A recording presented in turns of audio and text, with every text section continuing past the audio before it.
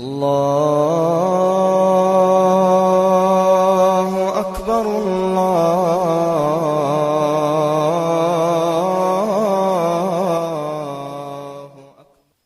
প্রিয় দিনী ভাই বোনেরা, আসসালামু আলাইকুম ওয়া রাহমাতুল্লাহি ওয়া বারাকাতুহু।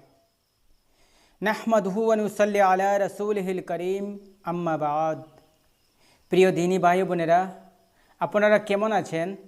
আশা করি সবাই ভালো আছেন। আলহামদুলিল্লাহ, আমিও ভালো আছি। আজকে আমি আলোচনা করব যে 5 ওয়াক্ত নামাজের পর কি কি তাসবিহ পাঠ করতে হয়। এই তসবিহগুলো 5 ওয়াক্ত নামাজের পর 100 বার করে পাঠ করলে দুনিয়া ও আখিরাতের অশেষ মঙ্গল সাধিত হয়। আসুন দেরি না করে শুরু করি।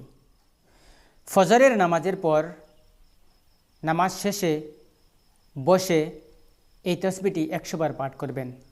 সেটি হলো হুয়াল হাইয়ুল কাইয়ুম, হুয়াল হাইয়ুল কাইয়ুম। এটি 100 বার পাঠ করবেন। এর অর্থ হলো তিনি জীবিত ও চিরস্থায়ী। তারপরে জুহরের নামাজের পর এই তসবিহ পাঠ করবেন, হুয়াল আলিয়ুল আজিম, হুয়াল আলিয়ুল আজিম, অর্থাৎ তিনি সর্বোচ্চ সত্তা ও মহান। 3 নম্বর, আসরের নামাজের শেষে এই তসবিহটি 100 বার পাঠ করবেন, হুয়ার রহমানুর রহিম, হুয়ার রহমানুর রহিম, অর্থাৎ তিনি দয়াময় ও করুণাশীল। মাগরিবের নামাজের পর এই তসবিহটি পাঠ করবেন 100 বার, হুয়াল গফুরুর রহিম, হুয়াল গফুরুর রহিম, অর্থাৎ তিনি ক্ষমাশীল ও দয়াময়। তারপর সর্বশেষ এশার নামাজের পর এই তসবিহটি বসে 100 বার পাঠ করবেন। সেটি হলো হুয়াল লতিফুল খবীর, হুয়াল লতিফুল খবীর, অর্থাৎ তিনি পবিত্র ও অতি সতর্ক।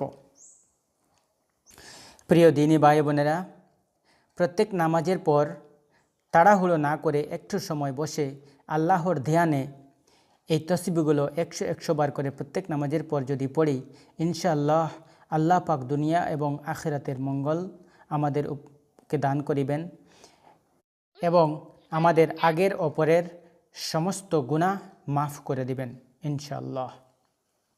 আসুন আমরা সবাই আল্লাহর এই জিকিরগুলি করে দুনিয়া এবং আখিরাতের সওয়াব হাসিল করি। আল্লাহ পাক রব্বুল ইজ্জত যেন আমাদের এই তৌফিক দান করেন, আমিন। প্রিয় দিনী ভাই বোনেরা, এই ভিডিওটি কেমন লেগেছে যদি ভালো লাগে থাকে তাহলে আমাকে কমেন্ট করে জানাবেন এবং আরও বেশি ভালো লাগলে একটি লাইক দিবেন এবং এখনও যদি সাবস্ক্রাইব না করে থাকেন তাহলে চ্যানেলটি সাবস্ক্রাইব করে আমাদের পাশে থাকেন।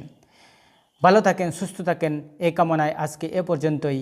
ওয়া আখিরু দাওয়ানা আনিল হামদুলিল্লাহি রাব্বিল আলামিন।